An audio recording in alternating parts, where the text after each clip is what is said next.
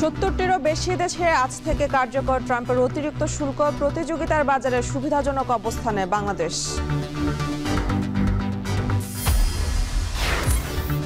8 বছর আগে ধারণ ক্ষমতা পূর্ণ হলেও ময়লা আবর্জনা ফেলা হচ্ছে আমিনবাজার ল্যান্ডফিলে। অতিরিক্ত বর্জ্যে হুমকিতে পরিবেশ। লোড গাড়ি ওঠার সময় যখন কন্ট্রোল না হয় তখন নিচের দিকে পড়ে যায়। আরেকটা প্ল্যাটফর্ম করা দরকার, এটা তো ঝুঁকিপূর্ণ হয়ে গেছে। বর্ষায় চট্টগ্রাম নগরীর 100 কিলোমিটার সড়কে বেহাল দশা। খানাখন্দ গর্তে ঘটছে দুর্ঘটনা। 6 জনে ভাগ করে দ্রুত সংস্কারের আশা কর্পোরেশনের।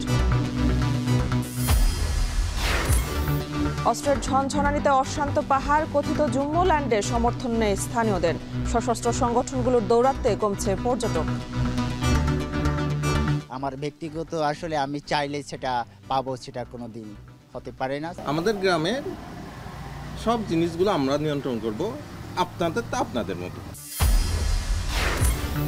এবং কাতারে দিন দিন বাড়ছে প্রবাসী বাংলাদেশিদের বিনিয়োগ। ভিনদেশিদের সঙ্গে পাল্লা দিয়ে গড়ে উঠছে ব্যবসা প্রতিষ্ঠান।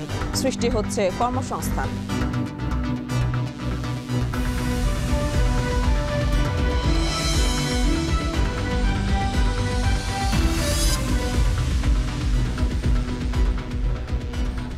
স্বাগত। এখন বাণিজ্যের পুরো আয়োজন জুড়ে সঙ্গে আছি আমি মেহেরিন অ্যানি। আজ থেকে কার্যকর হচ্ছে বাংলাদেশ সহ 70টি দেশের উপর ট্রাম্পের অতিরিক্ত শুল্ক। মার্কিন অর্থনীতির পুনর্গঠনের অংশ হিসেবে বিভিন্ন দেশের উপর অতিরিক্ত শুল্ক আরোপ করেন মার্কিন প্রশাসন। আলোচনার মাধ্যমে বেশ কিছু দেশের উপর 15% থেকে 41% পর্যন্ত শুল্ক ধারণ করা হয়েছে। যাদের সাথে আলোচনা চূড়ান্ত হয়নি তাদের উপর আরোপিত হবে অতিরিক্ত 10% শুল্ক। এদিকে চিপ ও সেমিকন্ডাক্টরের উপর 100% শুল্কের হুমকিতে যুক্তরাষ্ট্রে $10,000 কোটি বিনিয়োগ বৃদ্ধির ঘোষণা দিয়েছে অ্যাপল কোম্পানি। এ নিয়ে আরও জানাচ্ছেন তানভীর জনি। গত 2 এপ্রিল বিশ্বের শতাধিক দেশের উপর বিভিন্ন হারে অতিরিক্ত শুল্ক আরোপের ঘোষণা দেন মার্কিন প্রেসিডেন্ট ডোনাল্ড ট্রাম্প। এরপরই অস্থিরতা দেখা দেয় বিশ্ব অর্থনীতিতে। পরে 3 মাসের জন্য এই সিদ্ধান্ত স্থগিত করে বাণিজ্য চুক্তি এবং আলোচনার মাধ্যমে সমঝোতার সুযোগ দেয় ওয়াশিংটন। 1 আগস্ট শুল্ক স্থগিতের সময়সীমা শেষ হওয়ার আগেই বেশ কিছু দেশ পারস্পরিক আলোচনার মাধ্যমে সমঝোতায় পৌঁছায়। আফগানিস্তানের উপর সর্বনিম্ন 15 এবং সিরিয়ার উপর সর্বোচ্চ 41% পর্যন্ত শুল্ক ধার্য করে যুক্তরাষ্ট্র। এছাড়া মার্কিন বাণিজ্যিক অংশীদার বিশেষ করে ভারত বাদে এশিয়ার প্রায় সব দেশের উপরই আরোপিত শুল্ক হার কমিয়েছে ট্রাম্প প্রশাসন। বাণিজ্য আলোচনার মাধ্যমে বাংলাদেশ তাদের উপর আরোপিত শুল্ক হার 35 থেকে কমিয়ে 20% নামিয়ে আনতে সক্ষম হয়। যুক্তরাষ্ট্রের পোশাক খাতের অন্যতম বড় যোগানদাতা বাংলাদেশ। শীর্ষস্থানে থাকা চীনের পরই বাংলাদেশ সবচেয়ে বেশি পোশাক রপ্তানি করে যুক্তরাষ্ট্রে। প্রতিযোগী দেশগুলোর তুলনায় শুল্ক হার উল্লেখযোগ্য পরিমাণে কম হওয়ায় অনেকটা স্বস্তিতে আছে বাংলাদেশের তৈরি পোশাক খাত। অন্যদিকে একের পর এক করের বোঝাই নাস্তানাবুদ ভারত। একদিনের ব্যবধানে তাদের ঘাড়ে চেপেছে অতিরিক্ত আরও 25% শুল্ক। মোট 50% শুল্কের বোঝায় অস্থিরতা আরও বেড়েছে দেশটির পোশাক খাতসহ বিভিন্ন রপ্তানি পণ্যের বাজারে। আলোচনার সুযোগ রেখে যা কার্যকর হবে 27 আগস্ট থেকে। যদিও দীর্ঘদিন ধরেই যুক্তরাষ্ট্রে বাংলাদেশের পোশাকের বাজার ধরার চেষ্টাই ছিল ভারত। এদিকে 19% শুল্ক আরোপকে স্বাগত জানিয়েছে পাকিস্তান। এখন যুক্তরাষ্ট্রে পোশাক রপ্তানিতে তাদের মূল প্রতিদ্বন্দ্বী হয়ে দাঁড়িয়েছে বাংলাদেশ। এই খাতের সংশ্লিষ্ট ব্যক্তিরা বলছেন, বাংলাদেশের তুলনায় পাকিস্তানের শুল্ক হার 1% কম হলেও উৎপাদন খরচ ও অন্যান্য সুযোগ সুবিধার দিকে অনেকটা এগিয়ে বাংলাদেশ। তাই ঢাকার সঙ্গে প্রতিযোগিতায় টিকতে হলে আরও বেশি সরকারি সহায়তা প্রয়োজন পাকিস্তানের ব্যবসায়ীদের। যুক্তরাষ্ট্রের বৃহত্তম বাণিজ্যিক অংশীদার চীনের সঙ্গে শুল্ক ইস্যু আপাতত স্থগিত আছে। আলোচনার মাধ্যমে সমঝোতায় পৌঁছাতে 2 দেশই সময় চেয়েছে। তবে প্রতিবেশী দেশগুলোকে এক বিন্দু ছাড় দেননি ট্রাম্প। ব্রাজিলের কিছু পণ্যের উপর অতিরিক্ত 50% শুল্ক বুধবার থেকেই কার্যকর হয়েছে। কানাডার উপর কার্যকর হচ্ছে 35% শুল্ক। তানভীর জনি, এখন বিশ্ব। রাশিয়ার জ্বালানি তেল কেনায় ভারতের উপর 25% বাড়িয়ে 50% শুল্কারোপকে অন্যায্য ও অযৌক্তিক বলে অভিহিত করেছে ভারত। বুধবার এক নির্বাহী আদেশে ভারতীয় পণ্যের উপর অতিরিক্ত এই শুল্কারোপের ঘোষণা দেন মার্কিন প্রেসিডেন্ট ডোনাল্ড ট্রাম্প। যুক্তরাষ্ট্রের সঙ্গে এমন টানাপোড়েনের মধ্যেই চলতি মাসের শেষে চীন সফরে যাচ্ছেন নরেন্দ্র মোদি। ইনি আরও জানাচ্ছেন তৌহিদুর রহমান। মার্কিন শুল্ক ঝড় মোকাবিলায় বাংলাদেশ সহ দক্ষিণ এশিয়ার অন্যান্য দেশের চেয়েও আরও এক ধাপ পিছিয়ে পড়ল ভারত। ওয়াশিংটনের হুমকি উপেক্ষা করে রাশিয়ার জ্বালানি তেল কেনা অব্যাহত রাখায় শাস্তি হিসেবে নয়াদিল্লির উপর আরও 25% শুল্ক যোগ করে নির্বাহী আদেশে সই করলেন ডোনাল্ড ট্রাম্প। এতে করে ভারতীয় পণ্যে অতিরিক্ত 50% শুল্কের বোঝা চাপল। আগের গড় শুল্ক হার 5 থেকে 10%-এর সাথে এখন ভারতীয় পণ্যে যুক্ত হবে 50%। রুশ তেল কেনা বন্ধ না করায় ইউক্রেন যুদ্ধে ভারত ইন্ধন যোগাচ্ছে বলে আগে থেকে অভিযোগ করে আসছিলেন ট্রাম্প। মঙ্গলবার 24 ঘন্টার আল্টিমেটামও দিয়েছিলেন। এরপরও বিষয়টি আমলে নেননি নরেন্দ্র মোদি। অবশেষে চরম পর্যায়ে পৌঁছালো ওয়াশিংটন নয়াদিল্লি বাণিজ্য উত্তেজনা। এবার যোগ করা নতুন 25% শুল্ক 21 দিন পর 27 আগস্ট কার্যকর হবে বলে জানিয়েছে হোয়াইট হাউস। এছাড়া সিদ্ধান্তটি এমন এক সময় আসলো যখন ইউক্রেনে শান্তি প্রতিষ্ঠায় সম্মত হতে রাশিয়াকে চাপ দেওয়ার লক্ষ্যে মস্কোতে অবস্থান করছেন ট্রাম্পের বিশেষ দূত স্টিভ উইটকফ। ইতিমধ্যে যুদ্ধবিরতির বিষয়ে পুতিনের সঙ্গে বৈঠকও করেছেন উইটকফ। এদিকে ট্রাম্পের অতিরিক্ত শুল্ক আরোপের ঘোষণায় কড়া প্রতিক্রিয়াও জানিয়েছে ভারত সরকার। এই শুল্ককে অন্যায্য ও অযৌক্তিক বলে অভিহিত করেছে দেশটি। সেই সঙ্গে জাতীয় স্বার্থ রক্ষায় যথাযথ পদক্ষেপ নেওয়ার কথাও জানিয়েছে। আর ভারতের বাণিজ্য বিশেষজ্ঞরা দাবি করছেন, ভূ রাজনীতি বা জোটবদ্ধ হওয়ার কোনো কারণে নয়, কেবল অর্থনীতির স্বার্থে রাশিয়ার কাছ থেকে কম দামে তেল কিনছে New Delhi. Both public sector companies and private sector companies, because Russia offers very good economics discount. That's the only reason. That's not dictated by the government of India, or there is no such policy on the part of the government of India. So I think it's no love for Russia. It's economics. এদিকে রাশিয়ার জ্বালানি তেল কিনছে চীনও, তবুও তাদের সঙ্গে বাণিজ্য আলোচনা চলমান রয়েছে। এমন পরিস্থিতিতে নতুন করে বাড়তি শুল্ক চাপিয়ে দেয়ায় যুক্তরাষ্ট্র ভারত সম্পর্কের সবচেয়ে সংকটের মুখোমুখি হচ্ছে বলে শঙ্কা প্রকট হচ্ছে। তৌহিদুর রহমান, এখন বিশ্ব। জুলাই গণঅভ্যুত্থানের রামপুরায় ছাদের কার্নিশে ঝুলন্ত ব্যক্তি আমিরকে গুলি করার মামলার তদন্ত প্রতিবেদন আজ আন্তর্জাতিক অপরাধ ট্রাইব্যুনালে দাখিল করা হবে। এছাড়াও আসলে 6 জনকে হত্যার পর মরদেহ পুরানোর মামলায় অভিযোগ গঠনের শুনানি আজ। এ বিষয়ে আরও জানাতে আন্তর্জাতিক অপরাধ ট্রাইব্যুনাল থেকে যুক্ত হচ্ছেন সহকর্মী জাহিদ হাসান। জাহিদ, আপনি জানাবেন রামপুরার ঘটনায় তদন্ত প্রতিবেদন কখন দাখিল হবে, আর আশুলিয়ার ঘটনায় আসামিদের হাজির করা হয়েছে কিনা জানাবেন।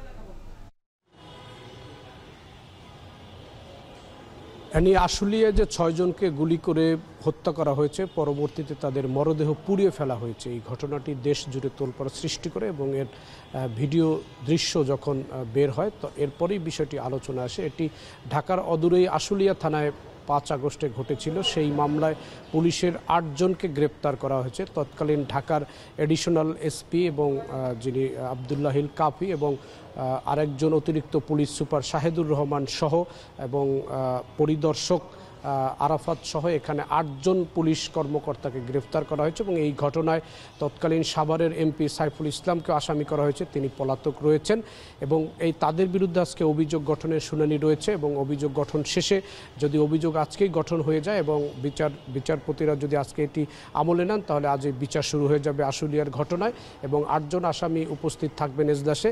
একই সঙ্গে রামপুরায় যে ছাদের কার্নিশে একজন ব্যক্তি ঝুলেছিলেন আন্দোলনের সময়, আমির হোসেন, তাকে সেই ঝুলন্ত অবস্থায় গুলি করে মাটিতে ফেলে দেওয়া হয়, সেই ঘটনার তদন্ত শেষ করেছে আন্তর্জাতিক অপরাধ ট্রাইব্যুনালের তদন্ত সংস্থা এবং গতকালকেই সেই প্রতিবেদন ট্রাইব্যুনালে দাখিল করা হয়েছে।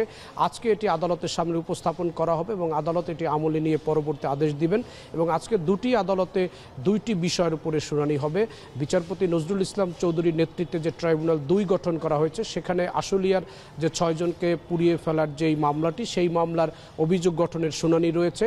আর যে একটি বিচারপতি গোলাম মর্তুজা মজুমদারের নেতৃত্বে ট্রাইব্যুনাল 1 গঠন করা হয়েছে, সেই ট্রাইব্যুনাল 1-এ এই রামপুরার যে মামলাটি কার্নিশে ঝুলন্ত ব্যক্তিকে গুলি করা হয়েছে সেই মামলাটি উপস্থাপন করা হবে। 2টি মামলাই আজকে উপস্থাপন করা হবে। একটি মামলা অভিযোগ গঠনের জন্য আশুলিয়ার যেই মামলাটি, এটিতে ইতিমধ্যেই পলাতক আসামিদের বিরুদ্ধে গ্রেপ্তারি পরোয়ানা জারি করা হয়েছে এবং 8 জন আসামিকে গ্রেফতার করা হয়েছে এবং 8 জনই পুলিশের বিভিন্ন পর্যায়ের কর্মকর্তা এবং যারা আশুলিয়া থানায় ওই সময় দায়িত্বরত ছিলেন এবং যারা ঢাকার জেলার দায়িত্বে ছিলেন, এরকম পুলিশ কর্মকর্তা তারা আশুলিয়া থানার ওই লাশ পোড়ানোর মামলায় আসামি হয়েছেন এবং তারা এখন আদালতেই রয়েছেন এবং আদালতের কার্যক্রম শুরু হলে এর পরবর্তী যে আইনি যে যুক্তিতর্কগুলো শুরু হবে সেগুলো জানানো যাবে। অ্যানি।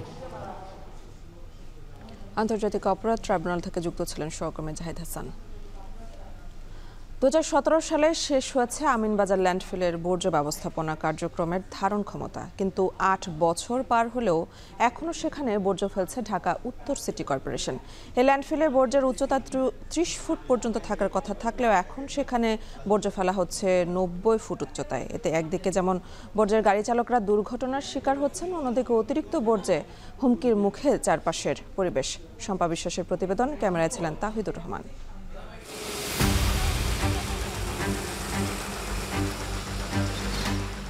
বর্জ্য নিয়ে একের পর এক গাড়ি ঢুকছে আমিনবাজার ল্যান্ডফিলে। বাসাবাড়ি থেকে সংগ্রহ করা বর্জ্য সেকেন্ডারি ট্রান্সফার স্টেশন বা এসটিএস হয়ে সবশেষে এসে জমা হয় আমিনবাজারের এই ভাগাড়ে।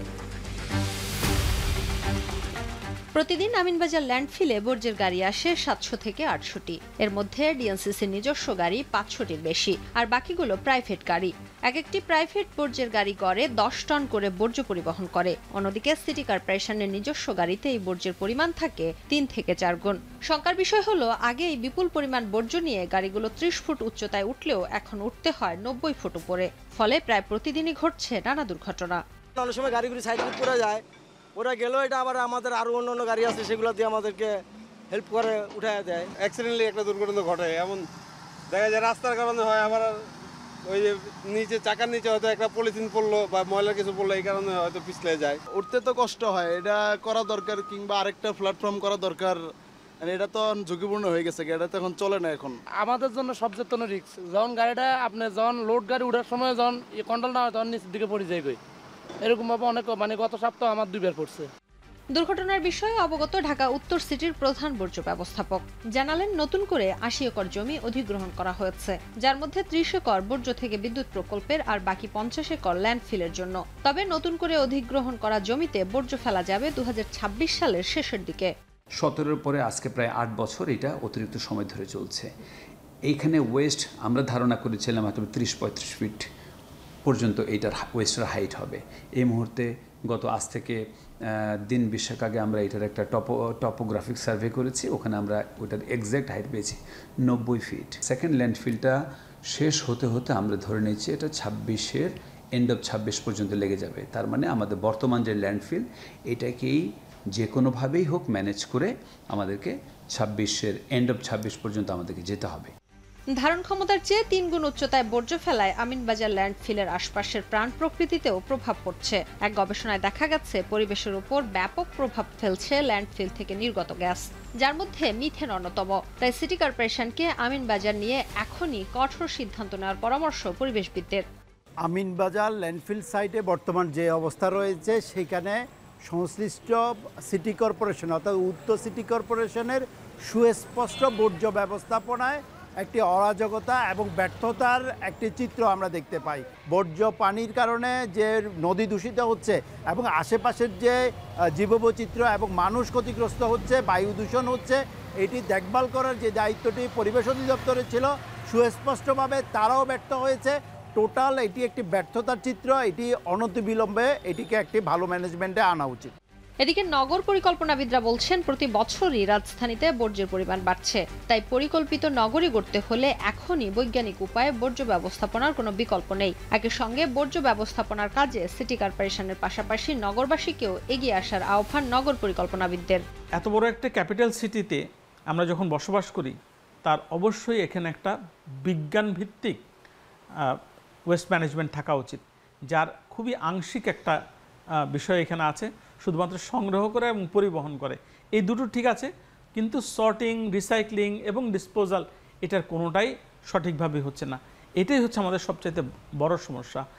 ঢাকা উত্তর সিটি কর্পোরেশনের 54টি ওয়ার্ডের বর্জ্য ব্যবস্থাপনায় 2009 সালে আমিনবাজারে 54.88 একর জমিতে বর্জ্য অপসারণ কার্যক্রম শুরু হয়। আমিনবাজার ল্যান্ডফিলে বর্জ্য ফেলার মেয়াদ শেষ হয় 2017 সালে, কিন্তু এখনও এই ল্যান্ডফিলে বর্জ্য ফেলা হচ্ছে। আমি এই মুহূর্তে দাঁড়িয়ে আছি আমিনবাজার ল্যান্ডফিলের 3 নম্বর প্ল্যাটফর্মে। ধারণ ক্ষমতার 3 গুণ উচ্চতায় যখন এই বর্জ্যের গাড়িগুলো ওঠে তখন এই প্ল্যাটফর্মে ভয়াবহ কম্পনের সৃষ্টি হয়। চালকেরাও শঙ্কায় থাকেন কখন না জানি দুর্ঘটনা ঘটে, কারণ এই প্ল্যাটফর্মের নিচে রয়েছে বর্জ্যের বিশাল স্তূপ। শম্পা বিশ্বাস, এখন, সাভার, ঢাকা। চট্টগ্রাম নগরীতে এবছর বর্ষায় ক্ষতিগ্রস্ত হয়েছে প্রায় 100 কিলোমিটার সড়ক। এর মধ্যে কিছু সড়কের অবস্থা একেবারে বেহাল। খানাখন্দ আর গর্তে ভরা এসব সড়কে ভোগান্তি পোহাতে হচ্ছে নগরবাসীকে। প্রতিদিনই ঘটছে দুর্ঘটনা, নষ্ট হচ্ছে যানবাহন। মেরামতের পর বছর না ঘুরতে এসব সড়কে ফিরে আসে আগের রূপে এবং এ নিয়ে ক্ষুব্ধ নগরবাসী। ক্ষতিগ্রস্ত সড়ক 6টি জনে ভাগ করে সংস্কারের কথা জানিয়েছে সিটি কর্পোরেশন। এ নিয়ে আরও জানাচ্ছেন শোয়েব রহমান। চট্টগ্রাম নগরীতে মুরাদপুর থেকে অক্সিজেন পর্যন্ত প্রায় 6 কিলোমিটার দৈর্ঘ্যের এই সড়কটি হাটহাজারী সড়ক নামেও পরিচিত। প্রতিদিন এই পথ ব্যবহার করেই চট্টগ্রাম শহরে যাতায়াত করেন হাটহাজারী, ফটিকছড়ি, রাউজান, রাঙ্গুনিয়ার বাসিন্দারা। মাসখানেক ধরে ভারী ও মাঝারি বৃষ্টিতে একেবারেই বেহাল সড়কটি। পুরো সড়ক জুড়েই খানাখন্দ। প্রায় প্রতিদিনই ঘটছে ছোট বড় দুর্ঘটনা। একটু বৃষ্টি হইলেই পানি জমলে রিক্সা কোন গাড়ি কোন প্রাইভেট কোন সব অ্যাক্সিডেন্টে পড়ে যায়। ছোট গাথা যদি আমি ভরাই ওটা পানিতে নিয়ে চলে যাবে, কারণ রাস্তা প্রথমে পুরো অ্যাক্সিডেন্ট করলে পুরোটাই থাকবে। এখানে একটু বৃষ্টি হলে পানি টানি ওইটা পুরো রাস্তা নালা টালা পুরো জাম হয়ে থাকে, পানি সরতে পারে না। 2 নম্বর ভিটামিন দিয়ে ফিস দিয়ে কাজ করে, যার কারণে এরা রাস্তার টেম্পার ঠিক নাই, যার কারণে 6 মাসের মধ্যে রাস্তা আবার গর্ত হয়ে যায়। বৃষ্টিতে ভেঙে গেছে, এগুলো যদি ঠিক করা হইতো তাহলে সুন্দরভাবে আমরা চলতে পারতাম, আমাদের ভোগান্তি হইতো না। নগরীতে বাণিজ্যিকভাবে আরেকটি গুরুত্বপূর্ণ সড়ক স্ট্যান্ড রোড। সদরঘাট থেকে এই সড়ক মিলিত হয়েছে বারিক বিল্ডিং মোড়ে। 1.5 কিলোমিটারের কম দৈর্ঘ্যের এই সড়কটির পাশেই রয়েছে ছোট বড় 22টি ঘাট। আমদানি করা লোহার স্ক্র্যাপ, ভোগ্যপণ্য, পাথর, ক্লিংকার সহ বিভিন্ন পণ্য ট্রাক, কাভার্ড ভ্যান কিংবা লরিতে করে পরিবহন করা হয় এসব ঘাট থেকে। কিন্তু গর্তের কারণে পণ্য পরিবহনে তৈরি হয়েছে মারাত্মক ঝুঁকি। আমরা কি পরিস্থিতি আছি, কি কষ্টতে আছি, এটা বলার ভাষা মানে খুঁজে পাচ্ছি না। বিগত 10-15 বছর আমি কখনো ভালো দেখি নাই। পানি জমে থাকার রাস্তা ভাঙার কারণে আধা ঘন্টার পর 1-1.5 ঘন্টা লাগে, আমাদের তখন ইনকামও কমে যায়। যখন পানি উঠে তখন গাড়ি উল্টে গিয়ে অনেক ক্ষয়ক্ষতি হয় এবং মানুষ আহত এবং নিহত হয়। সম্প্রতি বৃষ্টিতে ক্ষতিগ্রস্ত হয়েছে এমন সড়কের সংখ্যা অন্তত 40টি। ক্ষতিগ্রস্ত সড়কগুলো 6টি জোনে ভাগ করে দ্রুত সংস্কারের আশ্বাস দিয়েছে সিটি কর্পোরেশন। অলরেডি 6টা জোনে 6টা এক্সিকিউটিভ ইঞ্জিনিয়ারকে দায়িত্ব দিয়েছে, তারা সেখানে কাজ শুরু করছে। এখানে একটা জিনিস সমস্যা হয় কি, যেটা যে অতিরিক্ত ভারী বর্ষণ হলে অনেক সময় কাজ করতে পারে না, কারণ এখানে যে বিটুমিন তারপর অন্য যে ম্যাটেরিয়ালসগুলো দিতে হয় সেগুলো যদি সরে যায় তাহলে আর কাজের কোনো কিন্তু কোয়ালিটেটিভ যে স্টেজটা সেটা আমরা পাই না। সড়ক সংস্কারে গেল 8 বছরে 6টি প্রকল্পের আওতায় 2,500 কোটি টাকার বেশি খরচ করেছে চট্টগ্রাম সিটি কর্পোরেশন। কিন্তু সংস্কারের পর সামান্য বৃষ্টি কিংবা বছর না ঘুরতেই সেগুলো আবারও ফিরে গেছে আগের দশায়, যেখানে বিশেষজ্ঞদের হিসাবে পরিকল্পিতভাবে একটি সড়ক সংস্কার করা হলে সেটি অন্তত 10 বছর টিকে থাকার কথা। শোয়েব রহমান, এখন, চট্টগ্রাম। পার্বত্য চট্টগ্রামে প্রকৃতির অপার সৌন্দর্য বিবর্ণ হয় আঞ্চলিক সশস্ত্র গোষ্ঠীগুলোর তৎপরতায়। আধিপত্য বিস্তার কেন্দ্র করে প্রায়ই ঘটে গোলাগুলির ঘটনা। খাগড়াছড়ি আইনশৃঙ্খলা বাহিনীর তথ্যমতে এ সকল এলাকায় ব্যবহার করা হচ্ছে অবৈধ সব আধুনিক অস্ত্র। আর এতে গেল 1 বছরে সশস্ত্র দলগুলোর সংঘর্ষে নিহত হয়েছেন অন্তত 45 জন। এছাড়া অনেকেই স্বপ্ন দেখেন 3 পার্বত্য জেলা নিয়ে স্বাধীন জুম্মুল্যান্ড প্রতিষ্ঠার। খাগড়াছড়ি ঘুরে আহাদ আহমেদের ক্যামেরায় বিস্তারিত জানাচ্ছেন সিউল আহমেদ।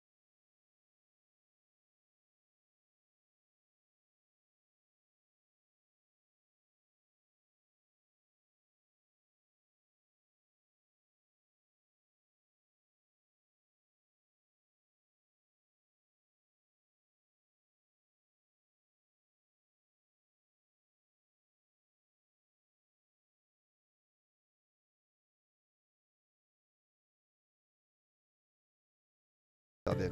এটা তো কখনো হয় না, এটা সরকার কখনো দিবে না। তারা যদি ভুল বুঝতে পারে কোনো দিনও হবে না এটা। বর্তমানে যে রাষ্ট্রে আমরা যে দেশে বসবাস করি, আমার ব্যক্তিগত আসলে আমি চাইলে সেটা পাবো, সেটা কোনো দিন হতে পারে না। আমাদের গ্রামের সব জিনিসগুলো আমরা নিয়ন্ত্রণ করব, আপনাদের তা আপনাদের মতো। এক প্রকার বলতে পারেন এই যে ইন্ডিয়া যেভাবে ইয়াগুলো প্রদেশগুলো চলতেছে এইরকম আর কি। চাঁদাবাজি, অপহরণ আর জুম্মল্যান্ড প্রতিষ্ঠা সহ নানা ইস্যুতে ফোনে কথা হয় united people's democratic front UPDF এর মুখপাত্র অঙ্গমার্মার সঙ্গে।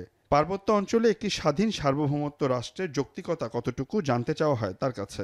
আপনি যে কোনো একটা নাম দিতে পারেন, আঞ্চলিক স্বায়ত্ত শাসন অথবা এই সাহিত্য, কিন্তু স্বায়ত্ত শাসিত প্রতিষ্ঠান হতে হবে। এটা পার্বত্য চট্টগ্রাম মুদ্রার অধীনে থেকে পার্বত্য চট্টগ্রামকে পরিচালনা করতে হবে। আমাদের কোনো প্রতিরক্ষা নীতি থাকবে না। আমরা পার্বত্য চট্টগ্রাম বাংলাদেশের আপামর জনগণের যখন কোনো কারণে হামলা হবে, বহিঃশত্রু আক্রমণ করবে, তখন বাংলাদেশের সাথে কাঁধে কাঁধ মিলিয়ে পার্বত্য জনগণ প্রতিরক্ষা গড়ে তুলবে। আঞ্চলিক সশস্ত্র গোষ্ঠীগুলোর তৎপরতা বন্ধে সজাগ রয়েছে সেনাবাহিনী, বিজিবি ও পুলিশ। নিয়মিত অভিযান পরিচালনা করছে তারা। সন্ত্রাসী কার্যক্রম পরিচালনার জন্য প্রয়োজন হয় বিপুল পরিমাণ অর্থের, আর এই অর্থ যোগানের অন্যতম উৎস পার্বত্য চট্টগ্রামে সেবাদাতা মোবাইল অপারেটরগুলো। একই সাথে ঘটছে অপহরণ করে মুক্তিপণ চাওয়ার ঘটনা। আর এসব কর্মকাণ্ডে বিরক্ত এলাকাবাসী। গত 4-5 দিন মানে আমরা একবার পাই নাই না দাদা, একদিকে নালা, মাটিরাঙ্গা, খাগড়াছড়ি, একবারে ওই যে বুইমারা সবগুলা টাওয়ারে গেন্দাম হয়েছে। সশস্ত্র সংগঠনগুলো দৌড়াতে পার্বত্য জেলাগুলোতে প্রতিনিয়তই কমছে পর্যটক। ক্ষতির মুখে পড়ছে সম্ভাবনাময় পর্যটন শিল্প। আপনার যে কথা বলছেন এটা একদম অস্বীকার করার কোনো জো নাই। এখানে ব্যাপক হারে কিছুটা হচ্ছে চাঁদাবাজি হয়, এবং এই ক্ষেত্রে সেনাবাহিনী যে উদ্যোগ নিচ্ছে সেটাকে আমি মনে করি আরেকটু যদি সাথে যদি আদার্স প্রশাসনগুলো উদ্যোগ নেয়, তাহলে আমরা মনে হয় এটাকে ভালো একটা রেজাল্ট নিয়ে আসবো। 3 পার্বত্য জেলায় 1977 সাল থেকে ধারাবাহিকভাবে 5টি অপারেশন পরিচালনা করছে আইনশৃঙ্খলা রক্ষাকারী বাহিনী। প্রথমটি ছিল অপারেশন ডিগ আউট, দ্বিতীয়টি অপারেশন ট্রাইডেন্ট, তৃতীয় আর চতুর্থ অপারেশনের নাম পাঞ্চিং টাইগার ও অপারেশন দাবানল। আর সবশেষ অপারেশন উত্তরণ শুরু হয় 2001 সালের 1 আগস্ট থেকে, যা এখনও চলছে।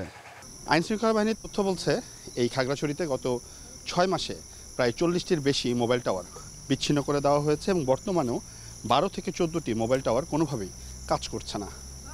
যার ফলে এখানকার যারা সাধারণ জনগণ রয়েছে তাদের যেমন শহরের সাথে যোগাযোগ স্থাপন করতে সমস্যা হচ্ছে, একই সাথে এই খাগড়াছড়িতে অনেক বড় একটি অনলাইন মার্কেট রয়েছে, যেই মার্কেটও অর্থনৈতিকভাবে ক্ষতির সম্মুখীন হচ্ছে।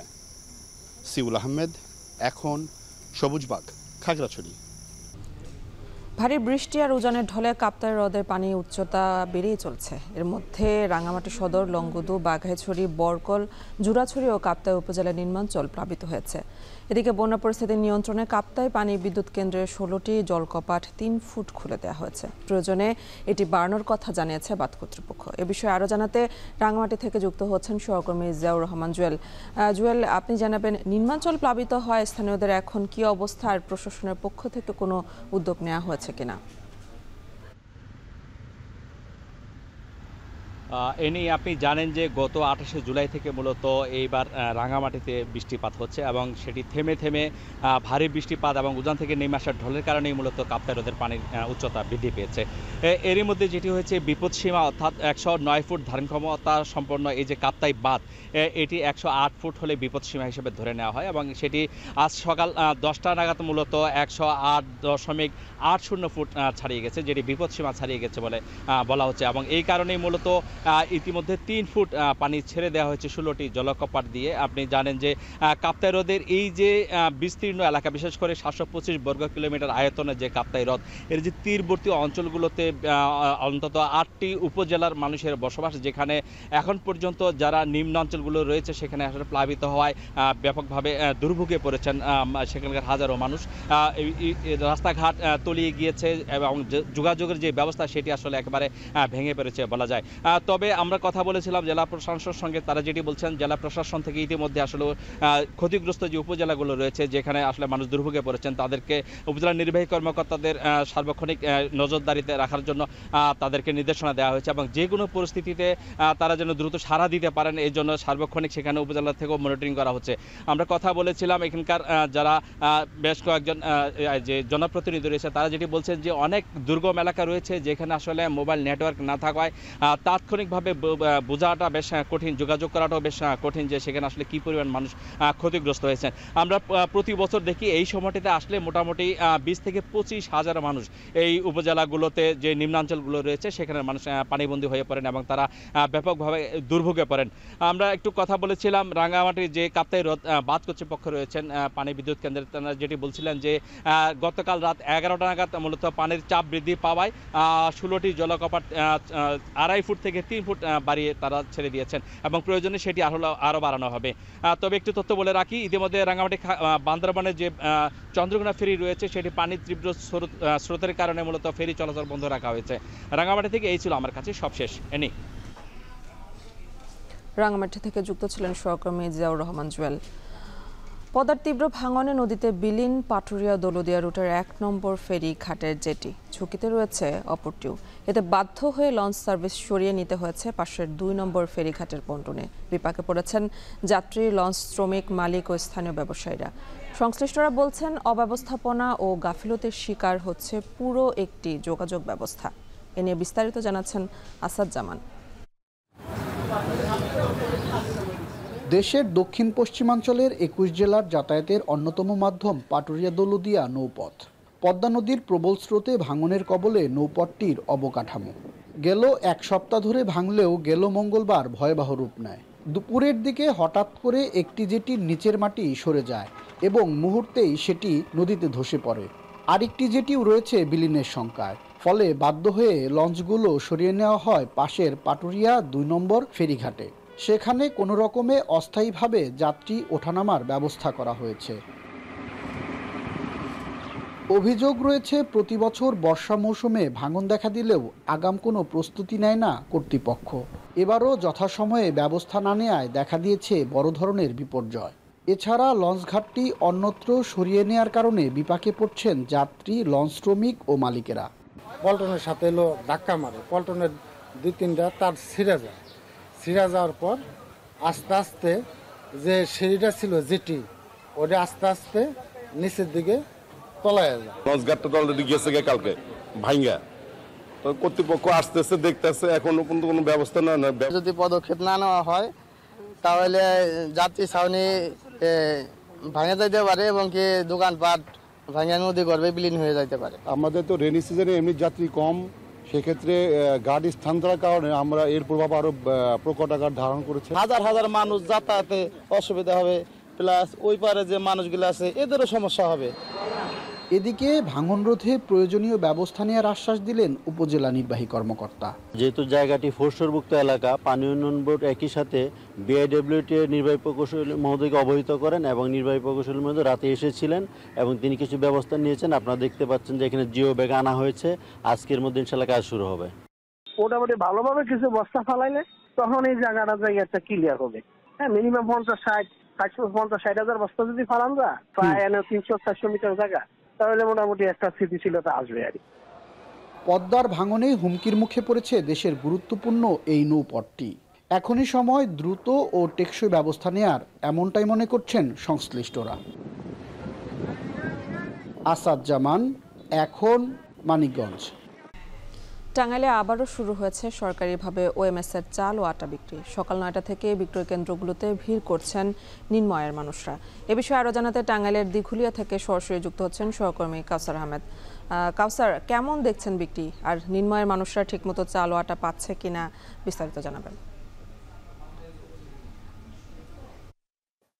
জি অ্যানি, আমার পেছনেই দেখতে পাচ্ছেন যে যারা ক্রেতা রয়েছেন নিম্ন আয়ের মানুষ, বিশেষ করে তারা নারী পুরুষ যারা রয়েছেন তারা কিন্তু সকাল থেকে এখানে ভিড় করছেন। তারা বলছেন যে সকালবেলা এখানে গুড়ি গুড়ি বৃষ্টি ছিল, সেই বৃষ্টি উপেক্ষা করে তারা এখান থেকে চাল আটা কিনতে পারছেন। তারা জানিয়েছেন যে সাপ্তাহিক এবং সরকারি ছুটির দিন ব্যতীত এখানে সকাল 9টা থেকে বিকেল 5টা পর্যন্ত চাল এবং আটা বিক্রি হয়, তারা কিনে থাকেন। তারা বলছেন যে এখান থেকে প্রতি কেজি আটা 24 টাকা এবং চাল প্রতি কেজি 30 টাকা দরে তারা কিনতে পারছেন। প্রতিজন 5 কেজি করে আটা এবং 5 কেজি করে তারা চাল কিনতে পারেন। তারা এই ক্রেতা যারা রয়েছেন তারা বলছেন যে প্রতি কেজি আটায় তাদের 20 থেকে 22 টাকা পর্যন্ত সাশ্রয় হচ্ছে এবং চালে প্রায় 25 থেকে 26 টাকা পর্যন্ত সাশ্রয় হচ্ছে বলে জানিয়েছেন। যারা ক্রেতা রয়েছেন তারা বলছেন যে ইতিপূর্বে গতকাল এবং পরশুদিন যখন বৃষ্টি ছিল সেই বৃষ্টির মাঝেও কিন্তু তারা লাইনে দাঁড়িয়ে থেকে তারা এই সরকারের যে স্বল্প মূল্যের যে চাল আটা তারা কিনতে পারছেন। তবে আমরা শুধু এই দিঘুলিয়া কেন্দ্র নয়, এই টাঙ্গাইল শহরের যে বিভিন্ন এলাকায় যে খাদ্য বিভাগ কর্তৃক যে ডিলার নিয়োগ করা হয়েছে প্রত্যেকটিতে আমরা ঘুরেছি, আমরা লক্ষ্য করেছি যে প্রতিটি কেন্দ্রেই উপচে পড়া ভিড়। তারা ক্রেতা যারা রয়েছেন তারা বলছেন যে এই ডিলারের সংখ্যা যদি বাড়ানো যায় তাহলে সকলেই সুবিধা পাবে। এখন যে উপচে পড়া ভিড়, তারা বলছেন যে কেউ 3 থেকে 4 ঘন্টা অপেক্ষা করে তারা যে কাঙ্ক্ষিত চাল আটা তারা কিনে নিয়ে যাচ্ছেন। আর এদিকে জেলা খাদ্য কর্মকর্তা যিনি রয়েছেন তিনি বলেছেন যে কোনো ডিলার যাতে চাল বা আটা কালোবাজারের মাধ্যমে বিক্রি করতে না পারে সেজন্য তারা তাদের ট্যাগ অফিসার থেকে শুরু করে জেলা প্রশাসনের এক্সিকিউটিভ ম্যাজিস্ট্রেট যারা রয়েছেন তারাও দায়িত্ব পালন করছেন এই কালোবাজারি রোধে। তো আমার পেছনে যে এরকম ভিড় দেখছেন এরকম টাঙ্গাইল শহরের প্রত্যেকটি কেন্দ্রে চাল আটা যারা কিনতে আসেন তাদেরও ভিড় লক্ষ্য করেছে। এবং ইউনিয়ন পর্যায়ে যে সাধারণ মানুষ রয়েছেন তারা বলছেন যে ইউনিয়ন পর্যায়ে শুধু চাল দেওয়া হলেও যদি ইউনিয়ন পর্যায়ে যদি চালের পাশাপাশি আটা দেওয়া হয় তাহলে সাধারণ মানুষ যারা রয়েছে তাদের অনেক উপকার হবে। তো এই ছিল আমার কাছে চাল আটা বিক্রির সবশেষ তথ্য। রাজশাহীতে বাড়ছে হাঁসের মাংসের জনপ্রিয়তা, ফলে বর্ষা আর ধান বোনার মৌসুমেও ভিড় বেড়েছে হাঁসের বাজারে। এদিকে চাঁদপুরের বাজারে বেড়েছে নিত্য পণ্যের দাম। এ নিয়ে আরও জানাতে রাজশাহীর কাকনহাট থেকে যুক্ত হচ্ছেন রাকিবুল হাসান ও চাঁদপুরের পুরান বাজার থেকে যুক্ত হচ্ছেন তালহা জুবায়ের। প্রথমে চলে যাব রাজশাহীতে রাকিবের কাছে। রাকিব, হাটে কোন হাঁস কত করে বিক্রি হচ্ছে আর ক্রেতাদের ভিড় কেমন দেখছেন জানাবেন। আসলে এখন যেহেতু আসলে ধান বোনার মৌসুম সে কারণে কিন্তু রাজশাহীর যে বরেন্দ্র এলাকাগুলো সেখানে কিন্তু ঘর গৃহস্থে যে হাঁস মুরগি পালন হয় তার মধ্যে হাঁসের সংখ্যাটি আসলে সবচেয়ে বেশি থাকে এবং এই সময়টি বিভিন্ন জমিতে কিন্তু আসলে বিষ সহ নানা ধরনের কীটনাশক প্রয়োগ করা হয় এবং সেই কারণে আসলে এখন আমরা যেটি দেখছি যে রাজশাহীর এই যে কাকুনহাট যেটি আসলে এই অঞ্চলে সবচেয়ে বড় একটি পশু পাখি এবং এরকম হাঁস মুরগি বেচা কেনার সবচেয়ে বড় একটি হাট, সেখানে কিন্তু আসলে আজকে সকাল থেকেই বেশ জমজমাট একটি অবস্থা এবং হাঁসের যে বেচা কেনা সেটি কিন্তু আসলে বেড়েছে।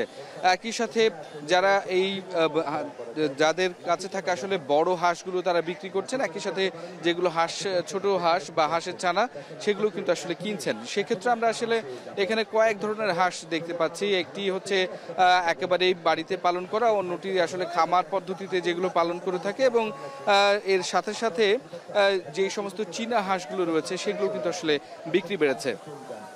বিশেষ করে যেগুলো বাড়িতে পালন করে এই রকম দেশি হাঁসগুলো সেগুলো প্রায় দাম আজকে 450 থেকে শুরু করে 550 টাকা পর্যন্ত কিন্তু আসলে ঠিকা বিক্রি হচ্ছে এবং একই সাথে অন্যান্য যে সমস্ত খামারের হাঁসগুলো রয়েছে ক্যাম্বেল যে জাতগুলো সেগুলো প্রায় 1000 টাকা পিস বা কোনো কোনো ক্ষেত্রে 1200 টাকা পর্যন্ত বিক্রি হচ্ছে এবং রাজহাঁসের দাম সবচেয়ে বেশি। রাজহাঁসের বিক্রি শুরুই হচ্ছে 1100 টাকা থেকে আমরা আজকের বাজারে লক্ষ্য করেছি এবং সেটি প্রায় 2 থেকে 2500 টাকা পর্যন্ত এটি ওজন ভেদে আসলে এটির দাম হয়ে থাকে এবং সেই দামটি আমরা আসলে লক্ষ্য করছি।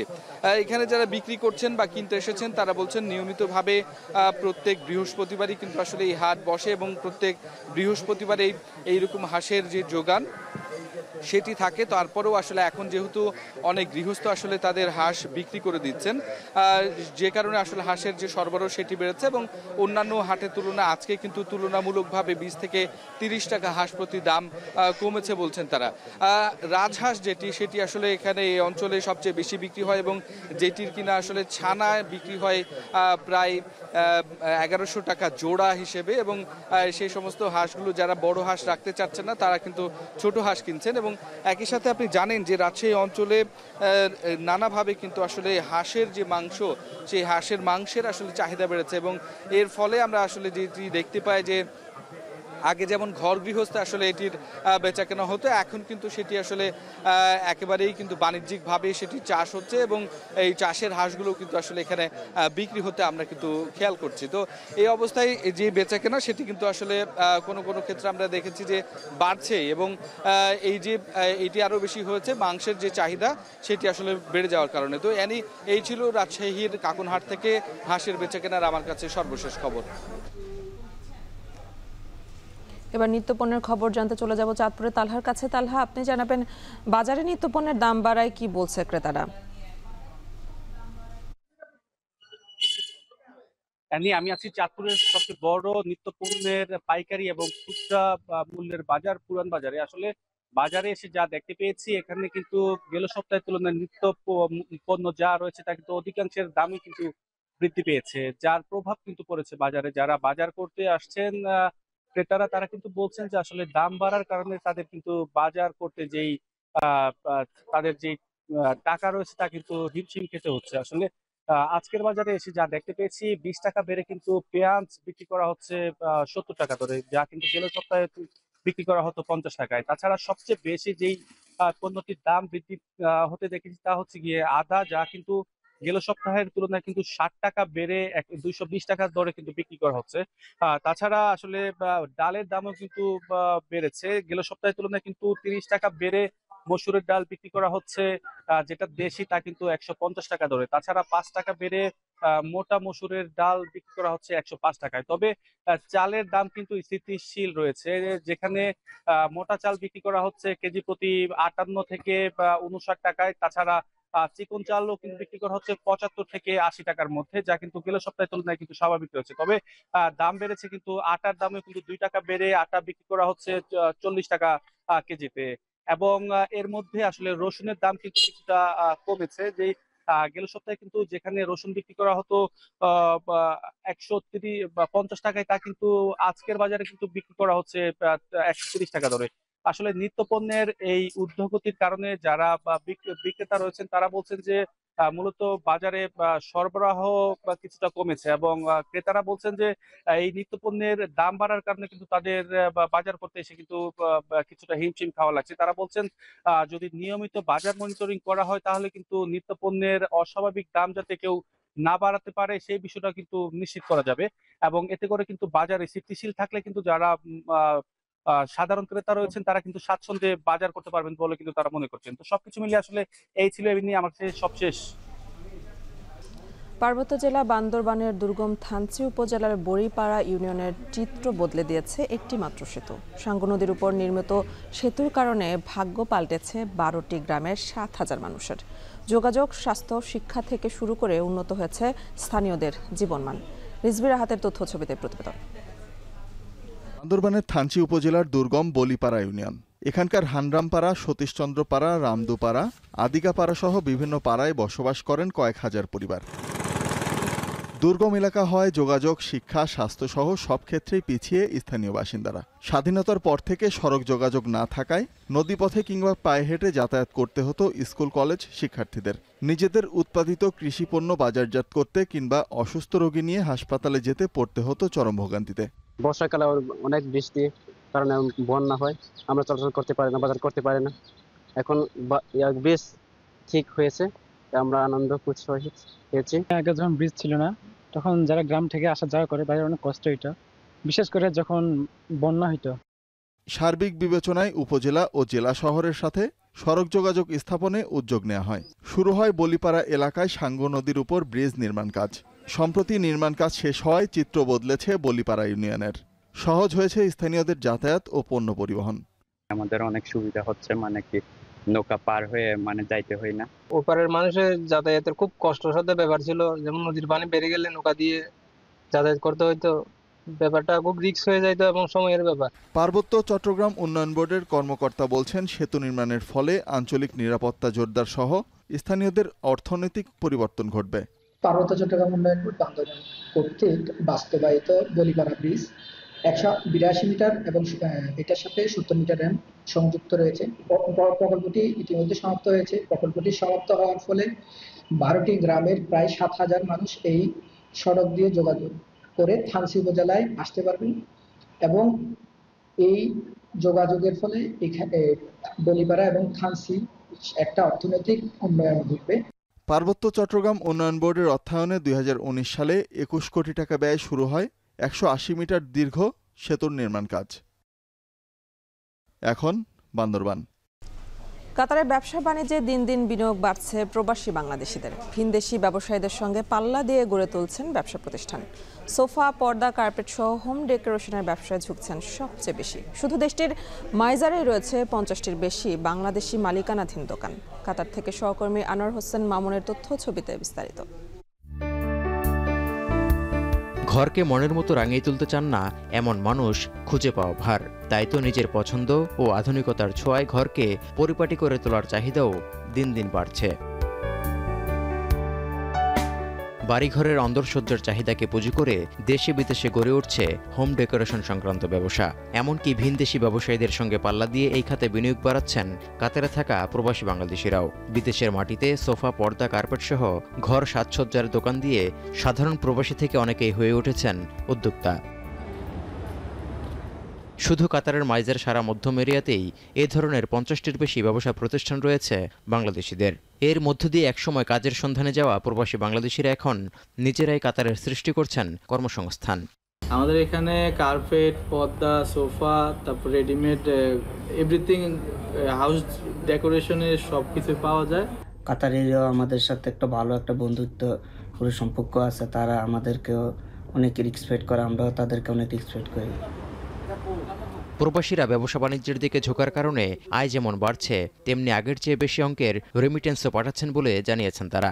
ব্যবসা থেকে যেই আর্ন আমরা করি, ওই টাকাগুলো আমরা ওই দেশে আমরা বৈধ পথে দেশে আমরা টাকাগুলো ট্রান্সফার করি। কাতারে বাংলাদেশিদের মালিকানাধীন 30,000-এর বেশি ছোট বড় ব্যবসা প্রতিষ্ঠান রয়েছে। এসব প্রতিষ্ঠানে কাজ করছেন আনুমানিক 1 লাখের বেশি প্রবাসী বাংলাদেশি। সব মিলিয়ে বর্তমানে 4 লাখের বেশি প্রবাসী বাংলাদেশি কাতারে বিভিন্ন পেশায় কর্মরত রয়েছেন। এখন কাতার। শেষ করব এখন বাণিজ্য, তবে তার আগে শিরোনামগুলো আর একবার। 70টিরও বেশি দেশে আজ থেকে কার্যকর ট্রাম্পের অতিরিক্ত শুল্ক। প্রতিযোগিতার বাজারে সুবিধাজনক অবস্থানে বাংলাদেশ।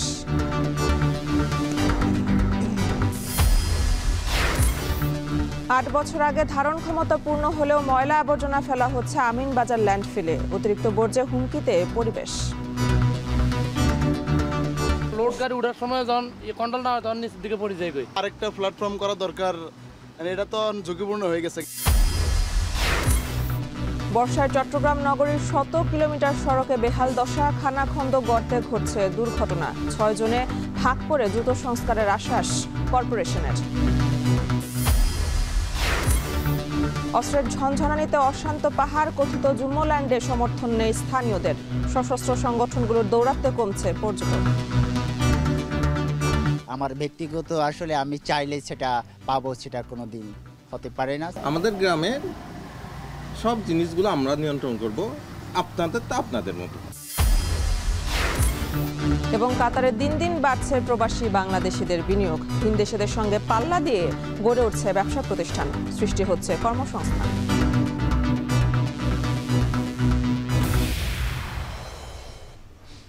শেষ করছে এখন বাণিজ্য। এখন টেলিভিশন ওয়েবসাইটে দেখতে ভিজিট করুন www.এখন.tv। এছাড়া ফেসবুকে দেখতে ভিজিট করুন facebook.com/tv.এখন এবং ইউটিউবে দেখতে ভিজিট করুন youtube.com/c/এখন.tv।